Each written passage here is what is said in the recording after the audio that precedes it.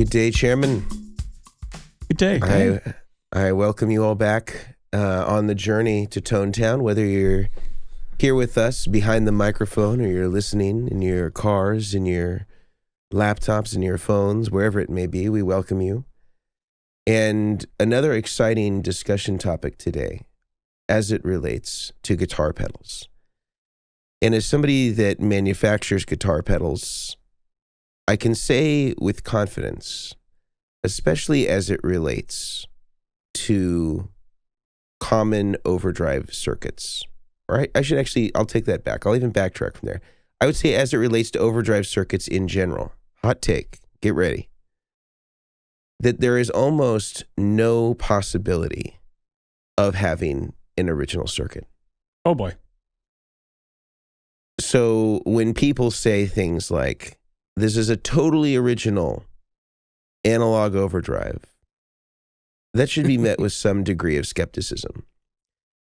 Because either the person is so disconnected from the actuality of the industry that they believe that they've somehow invented something that's never been done before. And I think in the analog domain for overdrives, everything has been done before. And most of this stuff has been done for 30 or more years in a lot of cases. And sometimes they'll have these sort of like 3 steps forward, 2 steps backward ways to kind of get to the same thing. And that looks like innovation, but really when you're distilling the circuit to its most basic parts, it's typically based on one of maybe 5 basic circuit archetypes. And also beyond that, I would say guitar players seem to gravitate towards some derivative of these 5 circuit archetypes. And when I say circuit archetypes, it's sort of the foundational circuit and pedal, which has spawned several other pedals that are ubiquitous and pervasive in our industry, with which most players have some version of on their pedal board. And I challenge anybody listening to come up with a pedal that's on their pedal board in the overdrive and distortion category that is not based on one of these pedals, because there is going to be DNA from these pedals that are on your pedal board. Okay, so these are your fathers, in other words. So the ones that we're going to look at today, and I'm going to hold them up because I have examples of them here. So just if you're watching, you'll be able to see this. If you're listening, I want you to listen to these pedals and listen to how they look, if you could. Beautiful. So firstly, we have the Marshall Governor. Wonderful pedal, more of the kind of Plexius JCM 800 sort of sound. We have the Marshall Blues Breaker, which also has a sort of more of like a, I guess by the name, a blues breakery type of sound, so much less gain, a beautiful overdrive, popularized by guys like John Mayer. The Governor before that, I think, would be popularized by guys like Gary Moore, big user of the Governor. Next, we have a Tube Screamer. Now, I'm holding a TS9, but I suppose you would say the 808 was maybe the original one. I do not own an original 808. This is an 82 TS9. I also have a few TS10s. I have a Nobles ODR1. People could say that this has some influence from the Tube Screamer, although I think it's kind of become its own identity as time has gone on. The Klon Centaur, another one with which many pedals have been spawned. And lastly, but not least, the Proco Rat. You can see mine has seen better days. This is an 80s version. Great classic distortion. Many boutique distortion pedals equally are based on this circuit. And there are other circuits that are out there, but I think for the purposes of today, I'm sort of consolidating to these 5 pedals.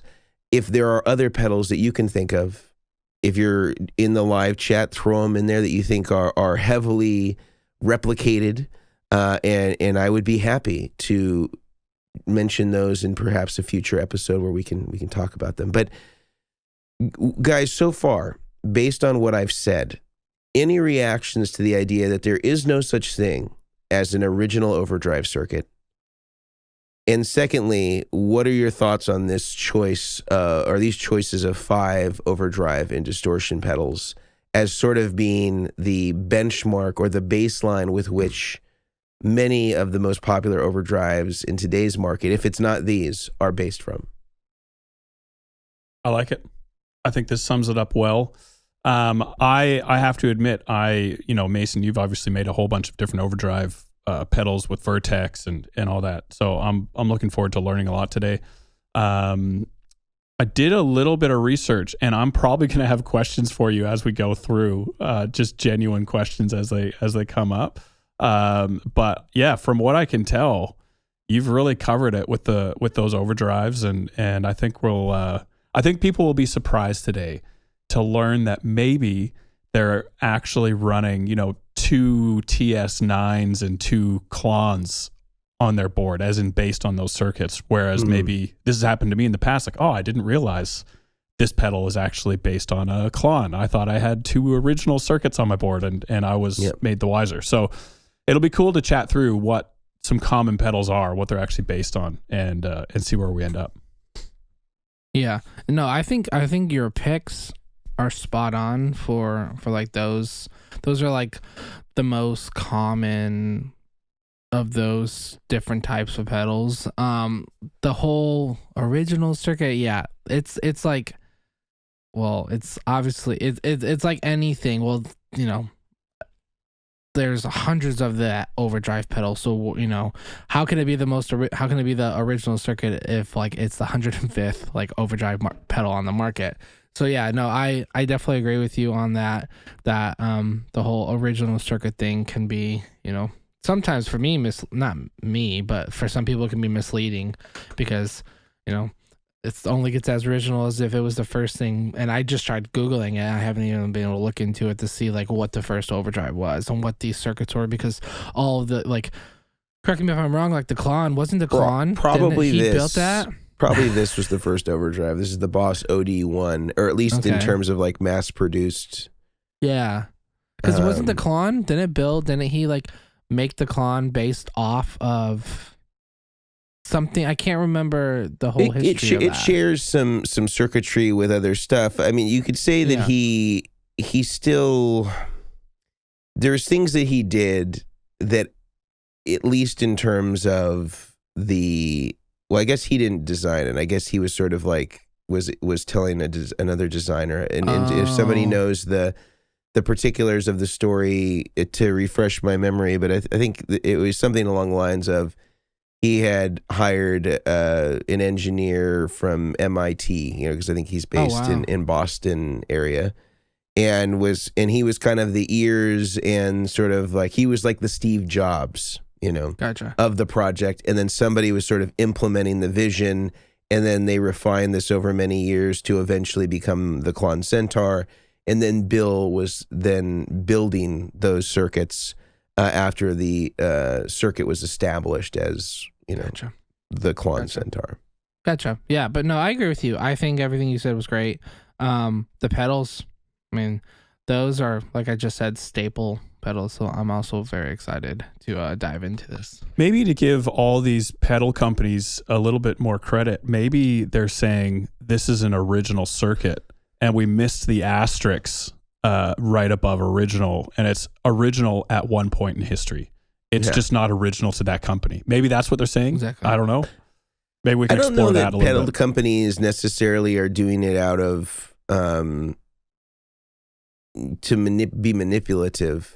Yeah. I think that some people stumble on things, especially if you're newer, or if you're doing this as like a hobbyist and you're starting to get familiar with circuits, and you come across something, and to you, it's like you figured out if you whip together egg whites and oil that you're going to get mayonnaise, and you're like, oh my God, nobody else has thought of this before. It turns out now, that you fast forward, to the age of the internet, and then people have been doing this for, thousands of years. It's sort of like one of these things that sort of ignorance can be bliss. Sometimes I don't know that necessarily they're they're coming into it thinking that they're making a false claim. But if you go back far enough, again, a lot of this stuff is in the application notes of National Semiconductors, in terms of the ways to use op amps and transistors and all sorts of different circuits. A lot of this stuff was just like available.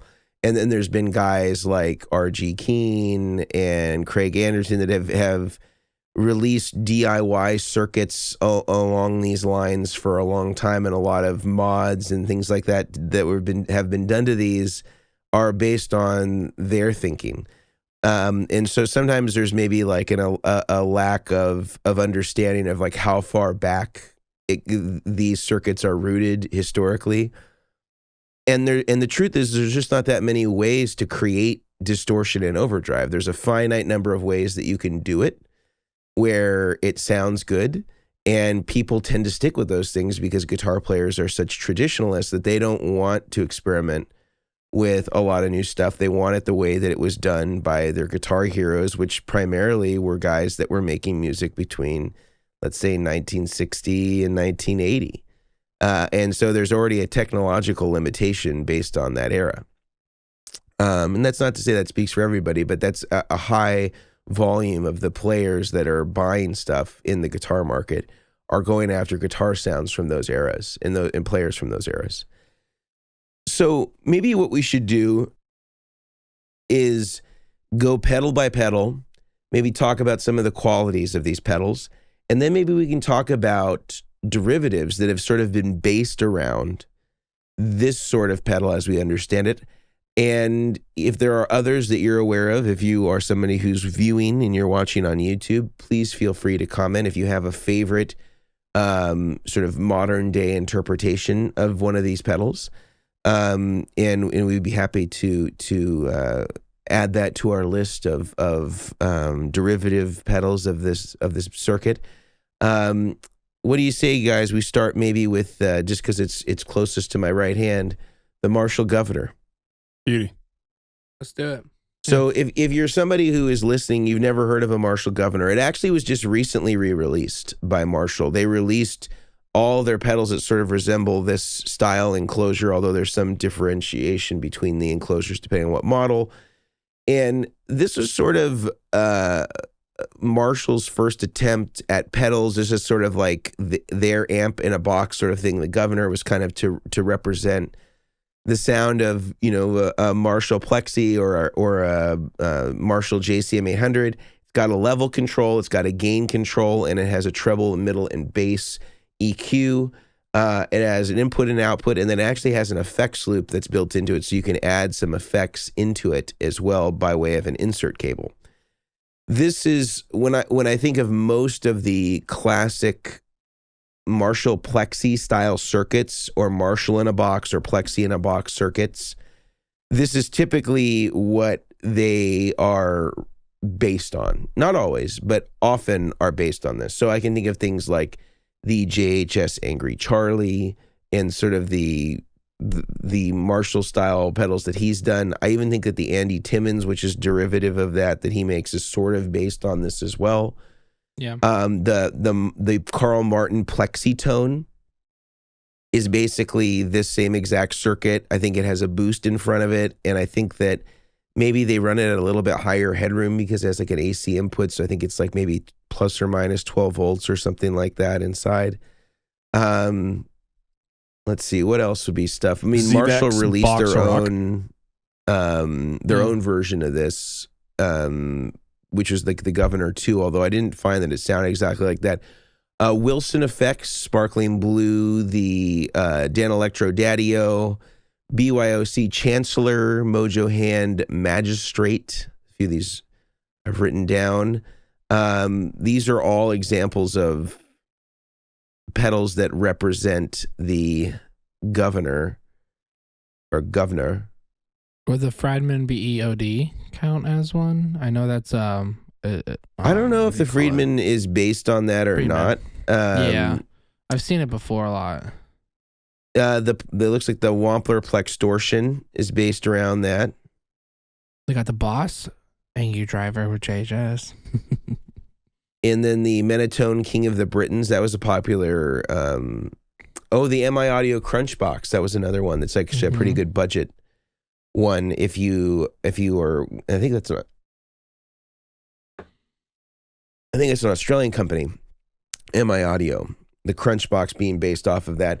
But I think that this is a really great circuit and is still, I think, among the most accurate replicas of that sort of sound into a clean amp. If you want the sound of a sort of a grindy plexi that's been hot rodded, or a JCM 800 or a JMP sort of sound, and you're going into a Fender or a backline amp, this is a really convincing pedal for that. And I think that although this is sort of the signal or the circuit archetype, guys like, again, JHS and others have created sort of cool interpretations of this that I think maybe even refine the circuit a little bit more and make it a little bit maybe smoother and more palatable for what guitar players are looking like today, or looking for today. This is a really wonderful pedal, very dynamic, again, most famously used by Gary Moore. He's made some, he's no longer with us, of course, but made some really great music with this particular pedal. Also a user of the Bad Monkey later in his life, so Josh Scott should be happy about that. But really a cool Marshall in the box style sound. If you're interested in getting something that is plexi-ish, I would highly recommend the Governor, the reissue that they just released, and any of the derivatives. And maybe we'll have a little list in our description, so you can kind of not only go after the original one if you're interested in that, but maybe some of the replicas and clones that have come out subsequently that kind of have the manufacturer's flavor or taste added to it. Any thoughts on the Governor before we move on to another pedal? I think this is probably the one I have the least amount of experience with out of the whole list. This is one I've never played an original Governor. But I don't know, like, would you put this in amp in the box category, transistor based? Yeah, I mean, because there's so many out there, whether or not it's a plexi or another amp in the box style pedal that I have played. But yeah, the Governor in particular, I would say I have the least amount of experience with. And so I don't know. I hope to one day be able to sit down with it in front of a, if you've played an Angry Charlie, or you've played a briefly. Plexitone, these are all sort of roughly in the same zone. Yeah. Is it considered, would you consider it in a higher gain too?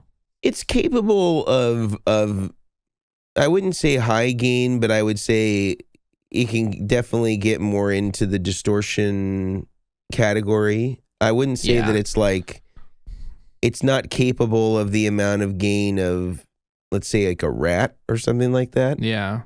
But I would say that it's fairly usable gain. I think that if you're used to sort of what a Marshall would produce, I think Marshall did a really good job interpreting their own amps to, make a pedal that resembles what you would expect from a Marshall of that generation. It kind of has the sound of a 70s, 80s Marshall. I think that the plexi sound this is sort of a separate aside, gets lumped into a lot of things. A plexi really doesn't actually have that much gain. There's no master volume on an original Marshall plexi, so you're just relying on it being cranked up to sort of generate the gain. And this is why you saw so many guys back in the day, doing things where they would slave Marshalls together or do other things to sort of create more gain out of them, or they would take it to guys like Jose Arredondo and have them mod it, like Van Halen did, to get more gain out of something that really didn't have a whole lot of distortion to it. And so this is maybe more representative of the 70s and 80s Marshalls, but I think that sound still gets kind of lumped into the plexi sound. Although the plexi, if it were a true pedal, would really not have that much gain at all. It would just be really loud and glassy. Yeah. But I do think one of the cool things to make a general comment about amp in the box style pedals, one of the things they have going for them is the touch sensitivity and being able to really dig in and get a little bit more clipping and then back off, and it cleans up. And I think that in terms of, one of the huge pros in my mind, that would be one of them for this kind of category of pedal. Yeah. So that was the Marshall Governor. Beautiful. Again, I have an original one here, made in England. Not used by the great Gary Moore, this particular one, but the pedal overall, used by Gary Moore. Next one in that same series of pedals is the Marshall Bluesbreaker. There's also been a reissue of this that's recently released. Apparently it's very close. Marshall, pulled out all the stops, made the same enclosure, all that stuff. They even used the same really bad jacks. So shout out to them. Thank you, Marshall. Yeah, they wanted to keep it fully the same. So this one I think is widely cloned and widely known to be a clone. I want to go into more of the specifics on the Bluesbreaker and its derivatives, but before we do, I want to break very quickly for Grant to talk about some of our sponsors that make the podcast possible every single week. Grant, you have the floor. Thank you, Mason. So 2 sponsors I want to quickly chat to you guys about. The first one, Brian, we always joke, loves so much that he works from there. That is the Guitar Sanctuary. So we obviously talk about a ton of gear on this podcast. And I can't speak for original vintage gear as much. Maybe, Brian, you can chime in at the Guitar Sanctuary. But any of the newer takes on these pedals you can find at the Guitar Sanctuary, especially a lot of the stuff we're chatting about today and are going to continue to chat about. Unbelievable store down in McKinney, Texas. Online, in person. I like to think that whenever Brian and I are texting about Guitar Sanctuary related stuff, he's smiling on the other end. Service with a smile. And at least in my mind, that's where we're sitting with the Guitar Sanctuary. And the best thing about it, you get this gear at the Guitar Sanctuary, and then you can get Brian the Omilion, I think is your stage name, and he can actually set up this gear for you on a pedal board and get it all up and running for you so you can just get to it and start playing gigs. So check out theguitarsanctuary.com for any of your gear needs. Great place to go. And again, just imagine Brian there just smiling away, helping you out, finding the best gear possible. And as we know, he will rap to close the deal. He needs to seal the deal. MC Omilion. If I get enough people to buy stuff, then I can change my last name to Obillion, and then I can really be a rapper. Yep. That's what we're really after here. That's what the whole podcast is about. That's the end game. So the guitarsanctuary.com, definitely a place to go and check out to get your next overdrive pedal. Also, I wanted to tell you guys about monocreators.com. Whether you are after a soft bag for your pedal board, a dual soft bag for your guitars, and you want a dual gig bag to show up to the next gig with 2 guitars, or a backpack, they do some of the best gear around. My personal favorite, I've told you guys before, is the angled pedal boards. Tons of room underneath, super light. They can hold my whole weight, which as the weeks go on, that's saying more and more. Very strong. And so the mono stuff is incredible. And again, from the backpacks to gig bags to pedal boards and accessories, they've got you covered. So check out monocreators.com, and you can also use the code Chairmen, CHAIRMEN. Had to check my spelling there. For 10% off your first order, go check out monocreators.com. And I think you'll be happy you did. I truly do. So, Mason, back to you. All right, so we're back to the Bluesbreaker.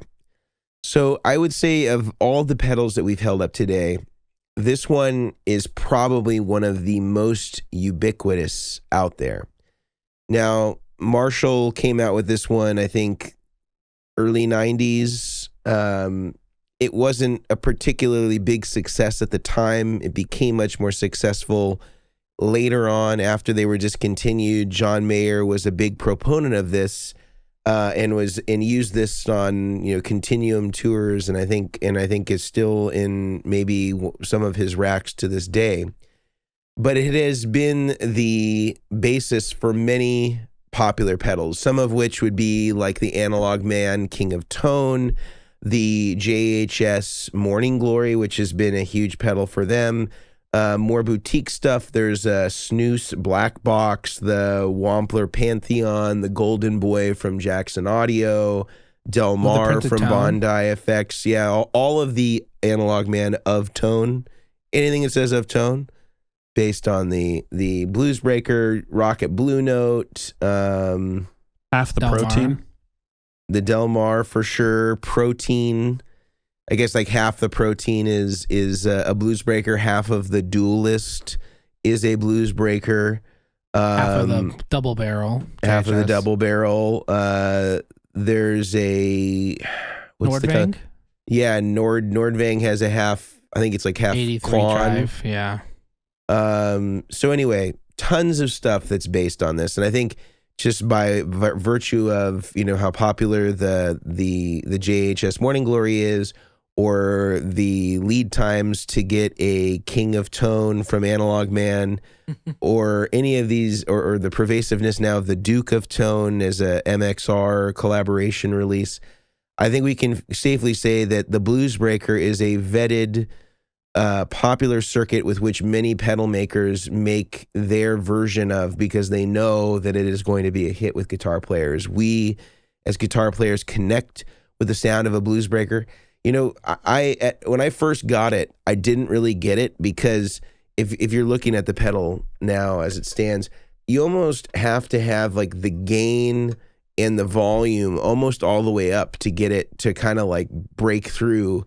Doesn't have a particularly high amount of gain. It doesn't have a particular high amount of volume on tap.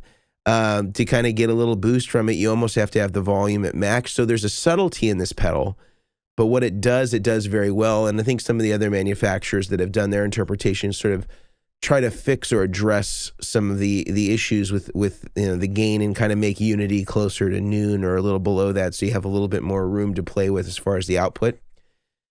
But man, it's a really cool pedal. I think especially with Strats, I think it just kind of adds a little bit more beef and a little bit more mid-range, and kind of just makes it a little bit more beautiful without going too over the top as an overdrive. And I can see why people really love it in dual pedals, because it stacks really well with other stuff.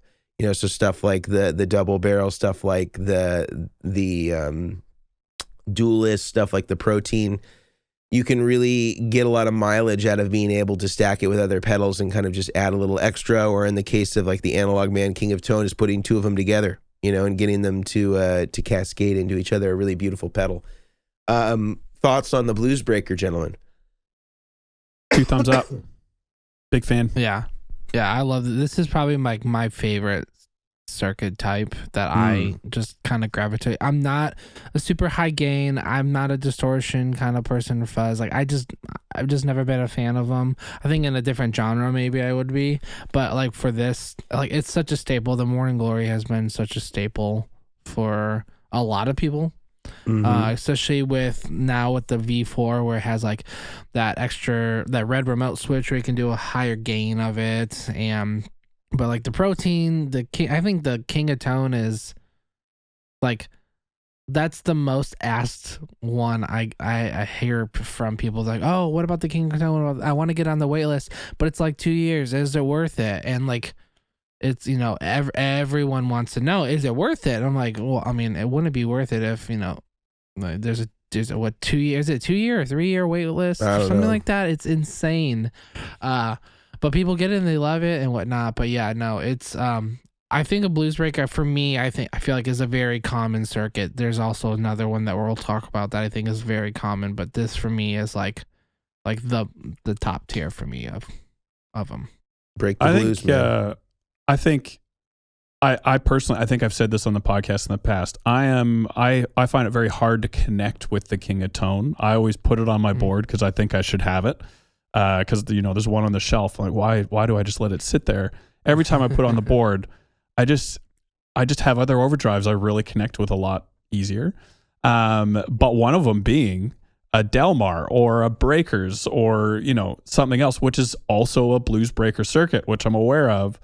But I think it's just that take on which, Mason, would be cool to hear your thoughts on if we have time today. But we're talking about circuit archetypes, and the foundation is a Blues Breaker, and then maybe a different circuit, a different company will make little tweaks along the way, some of which I personally really like and others I don't. And obviously I'm completely alone in not really connecting with the King of Tone. Everyone else loves it. but it just doesn't do it for me. And so it's interesting to see how people can take a foundational circuit, make their tweaks, and it connects with some people and doesn't connect with others. And, you know, even though it's the same foundational starting point. I do have to add on to the King of Tone. It's not like my go-to. I feel like anytime I have a King of Tone, I have to crank the volume knob almost all the way just to get like half the output that I'm like thinking like a Morning Glory. You go to halfway, you're like, wow, yeah, that's enough. But then you do the King of Tone and you have to put the volume literally all the way up and you're just like, that's it. So like for me, that's my biggest gripe about that one. So like I agree with you. I'm on the same boat. Some people love it. Some people hate it. It just kind of just depends. But yeah. So I think next one may be the most cloned of any of the pedals. It's none other than the Ibanez Tube Screamer. Now in my hand is an 80s TS9. Arguably the right pedal to have in my hand should be the 808, although there could be arguments to say that the 9 may be cooler because Stevie Ray Vaughan was primarily a 9 user or a TS10 user. John Mayer's a TS10 user. I have a TS10 over there too if we need to pull it out, but for the purposes of today, I think sticking with the 9 I think is fine. This is so many pedals can be credited with this, and even some of the pedals that we're going to talk about, you know, in the remainder of this episode, maybe even still can owe a little influence to the TS9. Now, to me, the Tube Screamer is an amazing effect if you play Fender amps and Fender guitars, specifically Stratocasters. I would even say Marshalls in some ways can sometimes benefit from these because it kind of gets rid of some of the low-end woofiness because of how mid-range this is. However, they can be misused, and there are some people that really hate Tube Screamers. I think it has more to do with their guitars and amps of choice than the pedal in particular. But man, everything in the overdrive category is going to have some relationship to this. Like there's just so many Tube Screamers out there, Tube Screamer derivatives. It is absolutely ubiquitous. Most people have some version of this on their pedal board in one form or the other. In terms of clones, I mean, we could go on forever, but I would say JHS Bonsai. What else? Full Drive. Keeley Red. What's that? Moonshine. Is the Moonshine? Is that a TS808 or a Tube Screamer? The Keeley Red Dirt. That's a Tube Screamer. Ultramata TS. Yeah, it says Ultramata TS. What else? Boss DS1.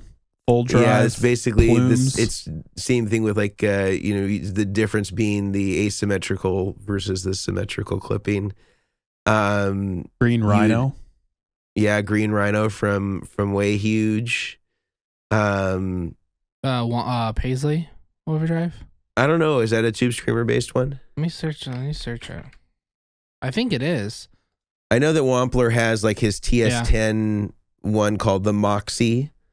The half of the Duelist is a Tube Screamer, and then I think that he has like an individual pedal that's supposed to be Tube Screamer. I can't remember whether that one's called the Soloist or the Heavy Hand. I don't remember. Yes, I think it's the Soloist. Okay. Then the other side of the Protein, that's a Tube Screamer. Is it, or is it an ODR one? I think it's ODR. Is it ODR? Oh, yeah. I thought it was a Tube Screamer. Oh, correct me. Then that new Origin Effects. The Halcyon. I said Halcyon. I don't know why. I'm such a Star Wars geek, so I immediately think of that.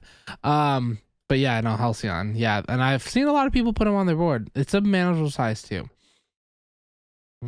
So there are millions of Tube Screamer variants out there that still come in this form. I mean, you could say even pedals that have created their own cult following, whether you're talking about it, even a Zen Drive, has some relationship to what's in a Tube Screamer. They've done Alf Hermida has done some stuff to, change it and make it his own, but they still have this root and this origin in this particular type of effect. And so the Tube Screamer is responsible for a lot of different variations of pedals, even within the category of overdrive. And, arguably you could say it created some other sort of spin-off overdrives that maybe are thought of as their own thing, like the Zen Drive, but still have roots in the Tube Screamer category.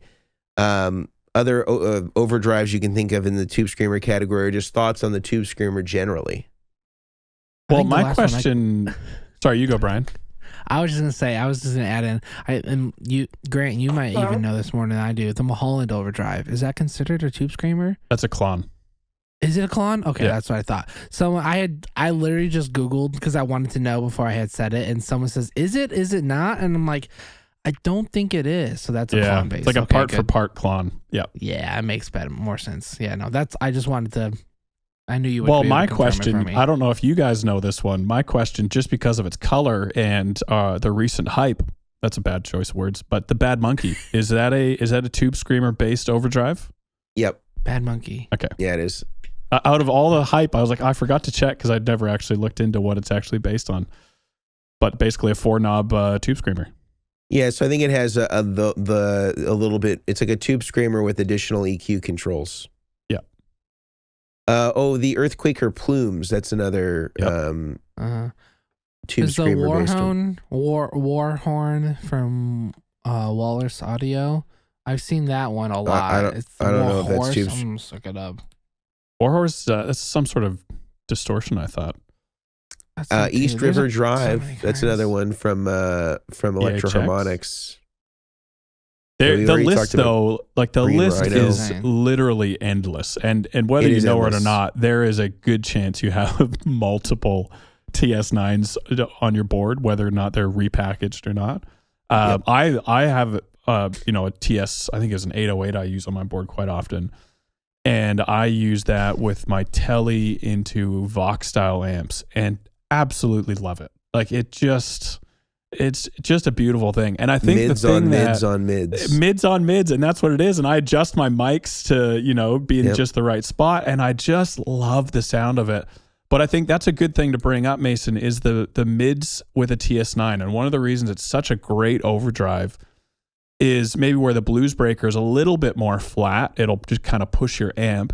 The TS9 will add in this mid bump, and it just kind of pokes your guitar out of the mix just enough. And so it's great if you want to just turn it on and then just stick out in the mix a little bit, turn it back off, and you can dive back into the level with the band members. But it's just it's not a transparent overdrive. And I think that's a beautiful thing. It's a good thing. You gotta have the mids for the kids. That's what you gotta have the mids. Yeah. It's gonna be our next Chairman of the Board t-shirt. Mids for the kids. Yep.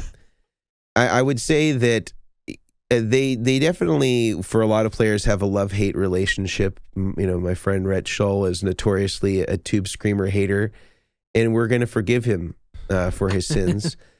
And I would say that, again, there are specific pairings that it tends to work better with. I feel like if you're a single coil player, especially a Strat player, and you're going into more of a scooped amp, these are going to work amazingly well because it kind of brings back a lot of the frequencies that you don't find in those instruments or those amps. And you can see why guys like Stevie Ray Vaughan or John Mayer are able to use these effectively, and sometimes even pairing it with something like a Klon, where you'll see like these being stacked together, Klon and Tube Screamer, which is also kind of this mids on mids thing that's happening, and it can get some really great sounds, even though, you would say, well, that seems like it would be sort of a redundancy in sort of the frequency spectrum that it sort of takes care of. But again, using scooped, kind of pickups and guitars and a really scooped out amp, this tends to work. And sometimes when you get a really loud, clean amp, it can tend to be really overwhelming on the low end. And this kind of helps carve some of that out. And I think sometimes when people use Tube Screamers in their bedrooms at low levels, they tend to not work so well because you're not getting that performance out of the amplifier anymore. It's not loud and it's not producing all this low end. So it just ends up sounding kind of boxy. So I think the context of using this is really important to kind of get the sound of our heroes, because a lot of times those guys, like if you look at old Stevie Ray Vaughan photos, his drive is almost off on a lot of his tube screamers, and the level and tone is cranked way up. So he's not using a lot of gain for this. It's almost being used as more of like a shaping tool and a boost going into an amp that's already really loud. And so it's not getting a ton of gain, whereas a lot of players in their bedroom will crank up the gain, and that ends up just compressing it more and not really sounding the way that we recognize in like a record where you might have heard a tube screamer used. Beautiful. But before we move on, since we're sort of halfway through our list of pedals, I want to chime back in with a few sponsors that make the podcast possible every single week. The first of which being our friends over at Sweetwater. And Sweetwater has launched a new program called the Sweetwater Gear Exchange. And this is a site that allows people to buy and sell their equipment, their used gear, to other people, other users of Sweetwater, other buyers and customers of Sweetwater can interact together on this platform and be able to buy and sell their gear used. Now, the coolest thing about the Sweetwater Gear Exchange is that if you are a seller and you decide that you want to keep 100% of your earnings, you can do so and not have to pay any seller fees so long as you put your earnings on a Sweetwater gift card. And if you're somebody like me who is ordinarily buying stuff all the time from Sweetwater, I just bought the new Boss SDE 3000 digital delay from Sweetwater. I was able to take my earnings and I was able to apply that to the delay, so I didn't have to come out of pocket anything. I just took money that I had already accrued on my Sweetwater gift card. I was able to buy that. And I can't wait until it arrives. It's still in pre-order status, so let's hope that I'm able to get it here shortly so I can start experimenting with it right away. But just another success story. On the back of the Sweetwater Gear Exchange, you can set up an account for free. Go to sweetwater.com/used and check it out. Next, we have our friends over at Neural DSP. Now, Neural DSP is, of course, known for the Quad Cortex, which is an amazing unit that really does everything from amplifier modeling sounds. In addition to pedal modeling, you can capture and profile different things. And even the greats like Seal, Brian's most... is he the customer that you've built the most pedal boards for of any one customer? He's got to be close. Yeah, I think I've done like 4 and we're still doing more. We're doing a lot of boards. So if Seal is any indication, it is a great unit. And not only is it a great unit, but you can buy their plugins and use them directly on your computer. And they've got some amazing plugins that are available, whether you want the Corey Wong plugin, the Pliny plugin, the Tosin Abasi plugin, the John Petrucci plugin, a Mark IIc Plus, a Tone King. Seemingly every single style of amplifier, Soldano SLO, is available on their platform, and they're offering our listeners a 30% off coupon on Neural DSP's website. Head over to neuraldsp.com, use the code Chairmen, CHAIRMEN, get 30% off anything on their website as it relates to plugins. This doesn't apply to the Quad Cortex. And this doesn't apply to anything that is new as far as the launch of new plugins.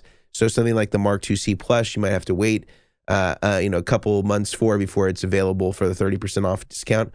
But just wait it out if you really want that one. And there's so many great ones to choose from. 30% off, 70% away from free. That's how I like to think about it. Just a really great deal. So head over to Neural DSP, check that out. So let's go back to the pedals. So just a quick recap. We've talked about the Governor.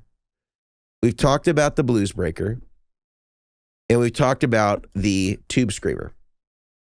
Now we're going to move on to the Nobles ODR1, the Nashville special, popularized by the great Tom Bukovac, a.k.a. Uncle Larry. Great YouTube channel if you're interested. And this is also, I would say, in the last 10 years, become incredibly popular. Tons of companies make derivatives of this particular circuit. And I would say that it has some of the characteristics of a Tube Screamer. However, I would say that the EQ voicing definitely has a lot more low end. It definitely has a lot more beef to it.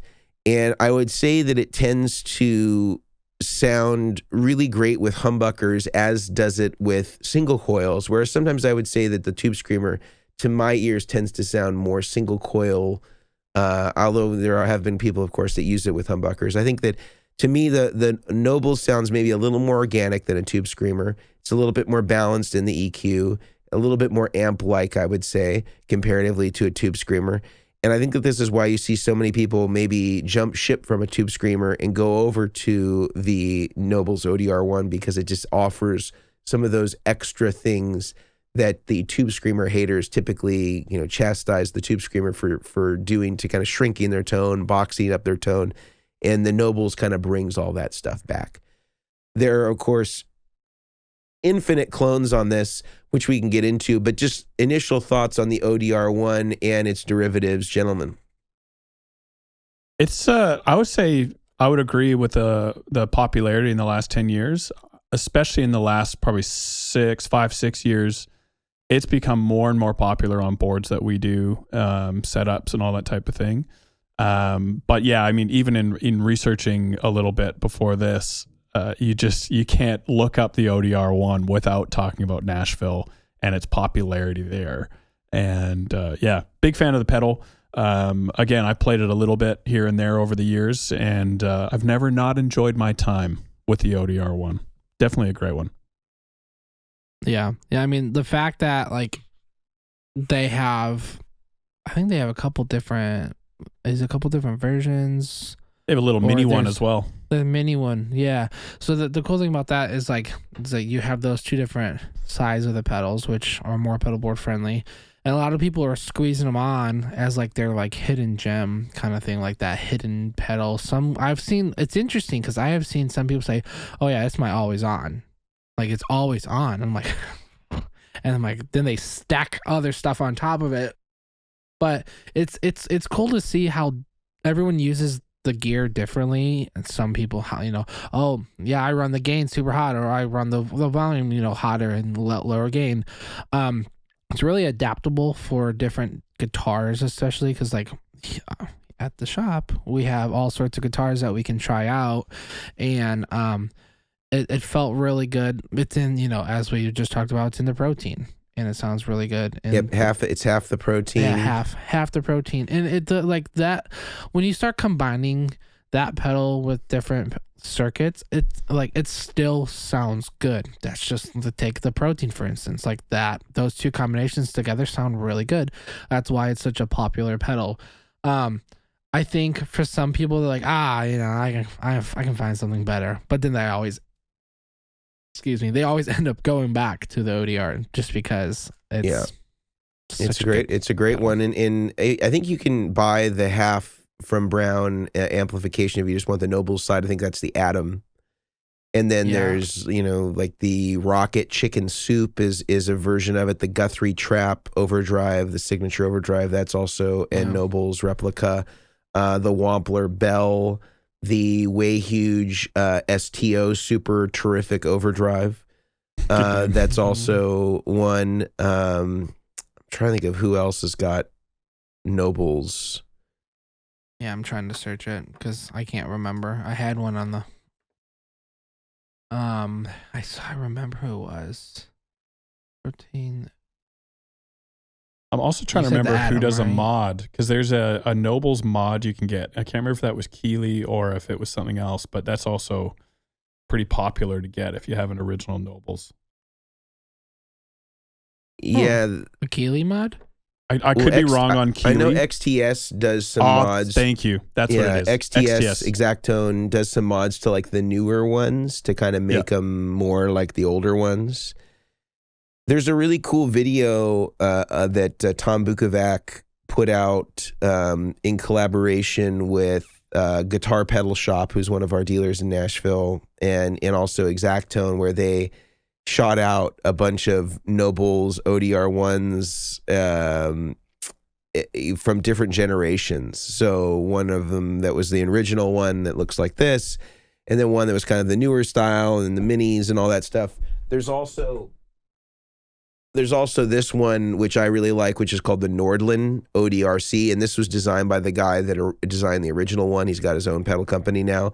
And these are really cool derivatives, too, if you're interested in kind of a more boutique one that's true bypass and all those things. These sound great when they're on, but the bypass on them is kind of so-so. Anyway, it's interesting to watch Tom Bukovac kind of go through. Oakley's here There to he talk is. about Hey. Nobles. Does He's he like got- the mini ones? He likes the mini ones. It's a little bit more his size. Yeah. I was thinking the GTO from J Rocket, which that's the Guthrie trap. That's Oh, yeah. That's the only one I can remember. Yeah, Oakley. Yeah. So I think that again, these are really great. I think they're very organic sounding. You can tell like pretty much every Nashville guy literally has this on their board. Even a lot of LA guys. Tim Pierce, I know, is a big user of the ODR1. It's just a really natural sounding overdrive. It works into a variety of amplifiers and a variety of instruments. I would say as far as versatility, based on what we've talked about so far, probably the Bluesbreaker and the ODR1 are probably the most versatile with different types of instruments and different types of amplifiers and don't necessarily pigeonhole you tone-wise into kind of choosing a specific type of guitar or amp. Just really amazing circuits overall. Any final thoughts on the ODR1 before we move on to another classic archetypal circuit with which many pedals are based on? I think I'm good. No. Yeah. All right. Let's move on to the Klon Centaur. Ah, Look at that guy. the little known. Oh, and I just lost a knob on my Klon Centaur. I Yep, guess there's I've- $200. That's Yeah. an original, right? Yep. Golly. All right, there we go. Klon Centaur. Lost a knob, but now it's back. But anyway, this thing has been based. So by the way, I got this thing in like 2008 for $200. No way. Alameda, California. Ugh. Bought on Craigslist. Because even back in the 08, prices they were worth a lot. That was a lot in 2007 for like a boutique pedal. So that was kind of like the higher end. And what are they now? Crazy. Like $2,500? I don't even know. I don't know. What do you think, Oakley? Yeah, you could add at least a 0 or 2. But in any case, you know, Golly. I think it's definitely a mid-range oriented pedal. It should be said, I talked to one of the guys who was the original demonstrator that took the Klon on the road, did the Klon road show to all the various trade shows. And this is what he said the setting was supposed to be, that the gain knob was supposed to be pointing at the LED, and then volume, you know, the output and the treble were to taste. So this was how he would demonstrate it. So it was kind of designed to be almost like a really nice, transparent kind of boost. It wasn't thought to be like a really, you know, bona fide overdrive, although a lot of people have used it in that way. But I mean, just a laundry list of amazing players use the Klon, whether you're talking about Jeff Beck, John Mayer, Warren Haynes, you know, the list just goes on and on and on and on. You know, the J Rocket Archer, of course, based on this, and pretty much everybody these days seems to have some sort of Klon clone that's out there. What do you? Have you played the KTR compared to? I have. You're fine. Threw his water bottle on my pedal board. Just wanted to make sure I got that. Luckily, it's sort of spill proof, but you know, gets a little water. The KTR, I've played it. Yeah, it's real similar. You know, and there's even some variation amongst Klons. Yeah, I mean, I know that Bill would try to match them up as best as he could, but you know, every pedal has a tolerance, and as much as we try to build around that, there's always going to be some variation. And I thought for the most part the KTR sounded the part. I think the J Rocket Archer stuff really sounds the part. You know, they do a really nice job of replicating it. You know, the Tumnus from Wampler, also another good one. The Sick As, another good one. I mean, there's so many Klon replicas out there.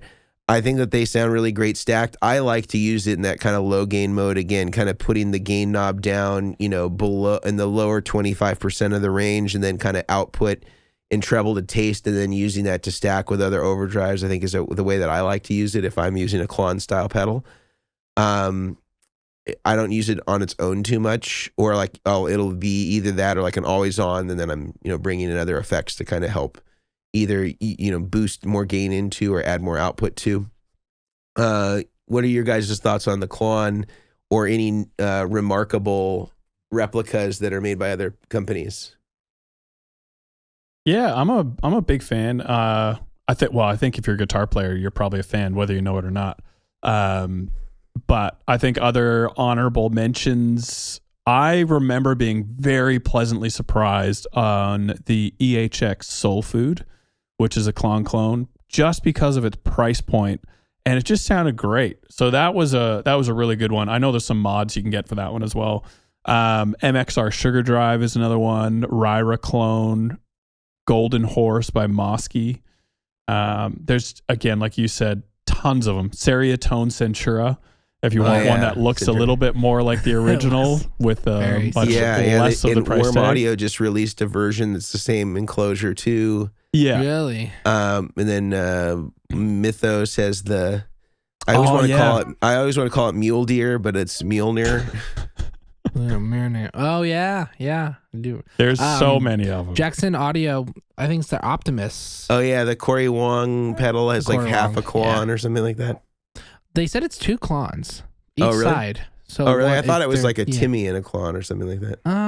From what I remember, they said it was 2. All right. I could be wrong. It's been a while since I put one on. I will say that I just put like 3 different Archers on boards in the past week. On the same board, 3 different ones. Honestly, wouldn't be surprised. No, 3 separate different boards. It's like either the silver one or like the gold looking one. And the Tumnus. I actually put an Archer and a Tumnus on one board. Any preference, Brian? Preference between the two? I think I like the Archer more. We occasionally get some KTRs in stock at the shop, just very randomly. Bill's very random with shipping stuff. So like I love the KTR. Like, I think it's a great pedal. I think I have one sitting on a shelf at home somewhere.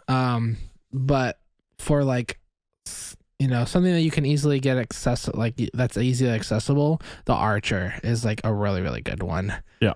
Yeah. And it's really compact too. Very. It's like, I don't want to pull it off the board because it's like, it's a little bit bigger than like a mini size, like, I don't know. But the problem with the mini size is that you have to still put jacks on the left and right, and then it ends up being as wide as the Archer, which has top jacks.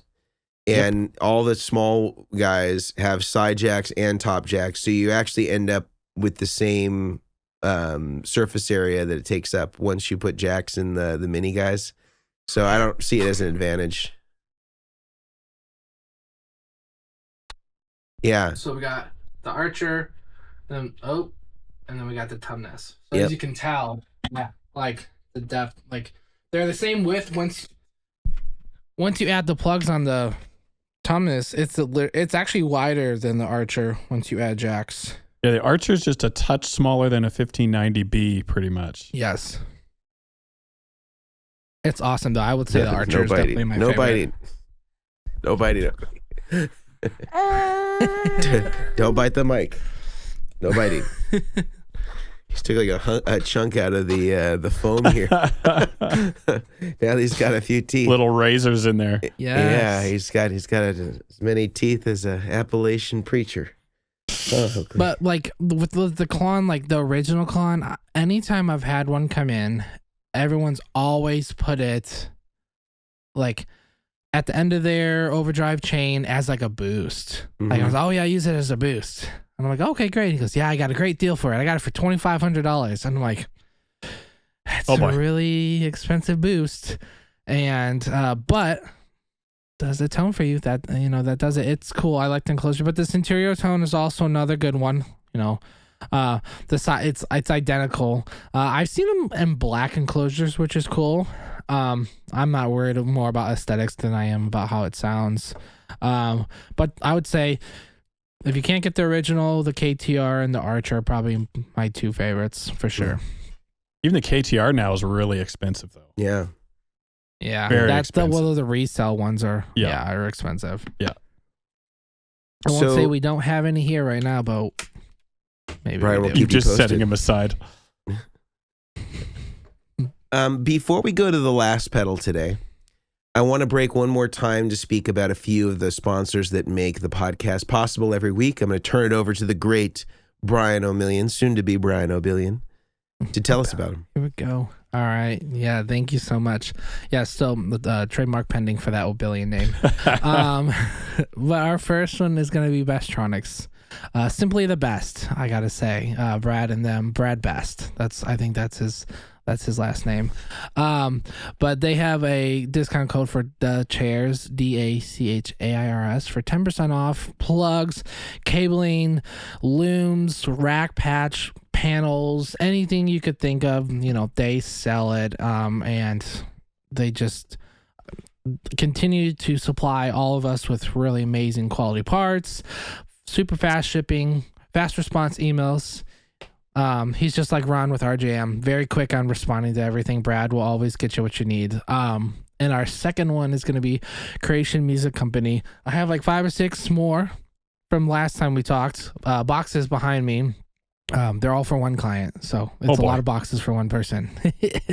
And Creation Music Company, flatboards, angled boards, bridges, cases, cabling. They also have a lot of that kind of stuff, custom boards and cases, with a discount code Chairmen15, CHAIRMEN 15 for 15% off. It applies to everything except some custom stuff, but just reach out to them. John and Bruce over there are phenomenal people to work with and super friendly. And I do have one more, but I would not be the best to talk about this great company, so I'm going to throw it back to Mason to finish this out. Yeah. All right. Well, Oakley and I are very excited to talk to you about Stringjoy. Now, Stringjoy is one of the foremost boutique string makers in the world, located in Nashville, Tennessee. And I have been hipped to their strings very recently and have been overwhelmingly impressed by how great they are. Now, not only are they handmade one at a time in Nashville, but they're one of the few strings that I know you're excited about this, Oakley. They're one of the few strings that I don't destroy, because I am a known string destroyer. I touch somebody's strings and immediately their strings start to corrode and rust. But if you use a Stringjoy string, however they've gone about doing their plating or whatever it is, I don't have to use coated strings anymore. I can use regular strings, and I'm able to get the longevity of the string that I could never get before. I know. And not only do they have great quality strings, you can also actually get coated strings for them as well, which I have yet to try, but I'm very excited to try. I love what they're doing. They also offer subscription services if you want to have strings show up at your door consistently every single month, so you never run out. You can use the code BOARD, BOARDS, boards, BOARDS, and get 10% off at stringjoy.com. Go over to stringjoy.com, use the code BOARDS, get 10% off your entire order or a subscription if you want to have them show up every single month from our friends at Stringjoy. All right, gentlemen, last pedal. I could see that Oakley is really excited about it, and he's yep, very excited about it. It is none other than the Proco Rat. Now you can see that this one has seen better days. This is an original from 1985, 86. I believe this is called the White Face Rat. Great distortion pedal with which many boutique distortion pedals have been born. Amazing distortion, very aggressive, very in your face. Can sound really great into certain amplifiers and certain combinations. I actually really like the Rat into a Vox, surprisingly. Sounds really great to me. Just an absolute powerhouse of a distortion pedal. What do you guys think about the Rat? And maybe let's talk some replicas of the Rat circuit as it relates to distortion. Probably the highest gain of anything we talked about today. Yeah. I would say, so I'm not a huge Rat fan personally. I just don't like them. I don't know why. I just think I don't like. To me, the rats are a lot like they're higher gain. Yeah, I don't like the fizzy sound I get out of a rat, and that's just me. Maybe I'm just doing it wrong. But I do see a lot of rats coming in on boards. You know, I see the pack rat, and I see all these higher gain pedals, the Asabi distortion, what they're calling it, with Jackson Audio. So like, it's a very common, especially the rat, just the Proco rat. It's a very common pedal. I think you kind of have to understand how you want it to sound. Like me, I've had the 1981 DRV. It's a great pedal, but like me setting it down on my board and trying to get a sound to me, I always go back to an overdrive. So I think these are great pedals, and the builders that make them are great. For me, I have a lot more difficult time. It also probably doesn't help that any rat I've tried, I have ran it through like an amp cab sim and not directly into a guitar amp. That might make a big difference. I don't know. That's just me. What do you think, Grant? You dirty rat. Yeah, so. we're gonna make a lot of people angry. I'm more on Brian's side on this. I've never fully connected with a rat. Although with DRV, I also agree it's probably a nice halfway point if you want to get into a rat and dip your toes without going full rat. You never go full rat, I've heard. Never go full rat. And so DRV is kind of a little bit of a friendlier version. Pack rat, I just did a board last week that had a pack rat on it, and it was actually kind of fun just cycling through all of the different versions in, right away, and being able to hear all the differences, of which it was significant. And so that was kind of cool. But so I think if you're a rat person and you want to have a whole bunch of different versions, a pack rat could be a really good option for you. DRV, if you want to dip your toes, or obviously the original, if that's your vibe. I think, the rat just isn't necessarily my cup of tea. I'd be similar to Brian on that. Yeah. I see the Iron Horse from Walrus too a lot. That's another, I think they categorize it around that same thing. I could be wrong. It's also because I don't pay attention to rats that much. I like to keep them hidden, like they're at houses. He keeps them under his house. There you go.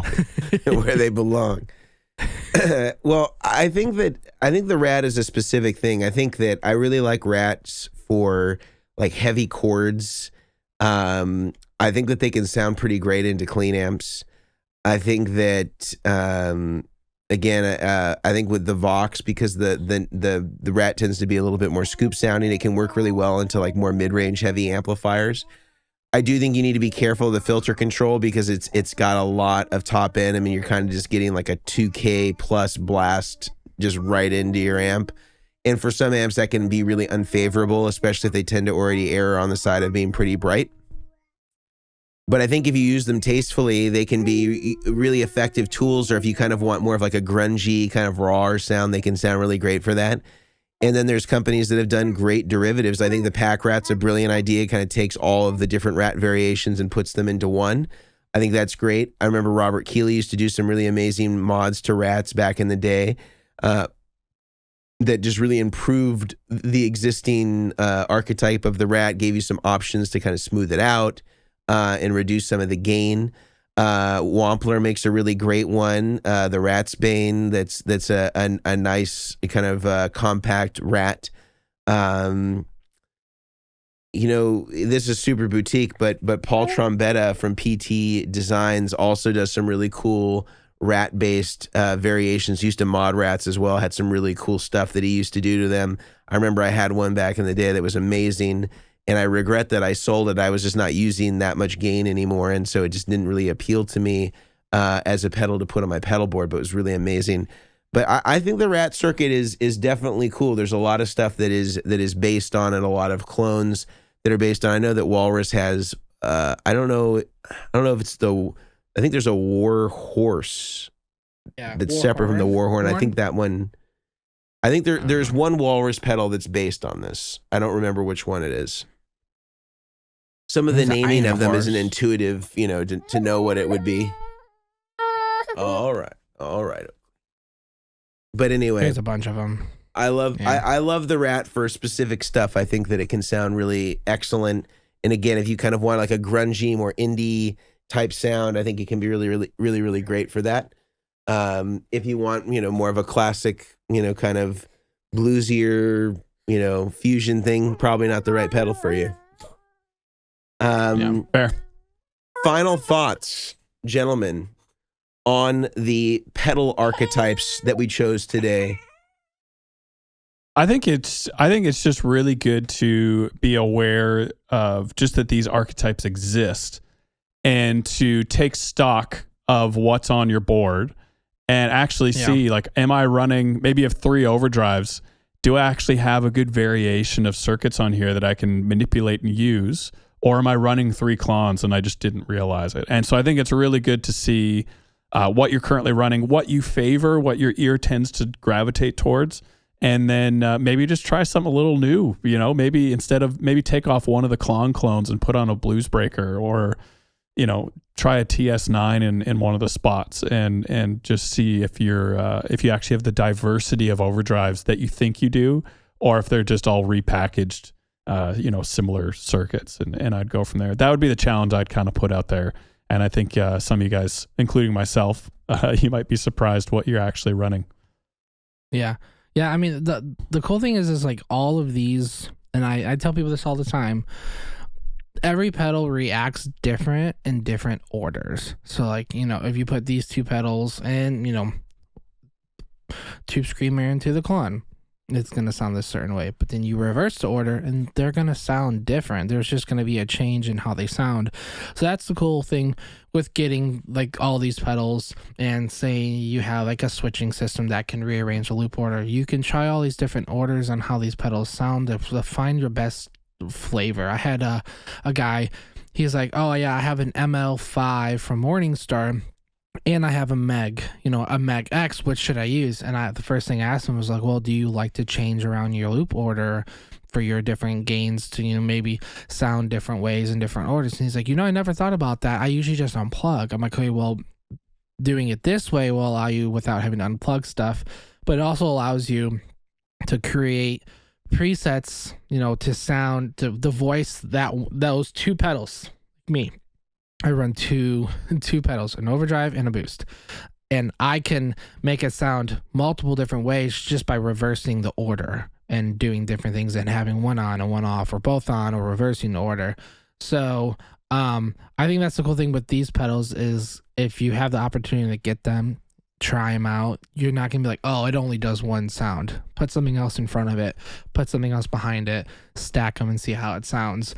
But for these pedals that we picked are such staples, I think, for a lot of people's boards. And there's a lot of pedals out there that are really great that I think just people just don't know about. There's stuff that you guys have been mentioning that I have never even heard of, some of them. So I think there's a lot of stuff that's out there. It doesn't have to be the most hyped, as we have said it earlier, pedal on the board or on the market right now, but it can still be a really great pedal. So, do your research and have fun. Love it. Yeah, Brent? that's what I would say. I had my turn. I said my piece. Final I thoughts? stand by it.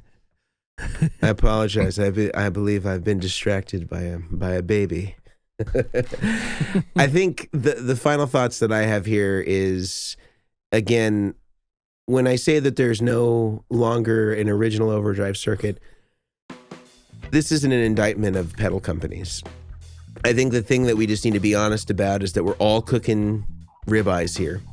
And if you go to Mario Batali or Emeril Lagasse or Bobby Flay or, Guy Fieri, who's going to put some Jack Daniels on whatever it is. So she's like, let's just throw some Jack on it. That's when I think about Guy Fieri. He's basically like Ed Hardy clothing line in a person. Guy Fieri. And I love him. Don't get me wrong. Is that we're all doing our thing, and whoever you go to is going to give you their interpretation, their preparation of some of these circuits. So there's nothing wrong with saying that that we're not doing original circuits, that we're doing interpretations and takes on existing stuff. That's okay.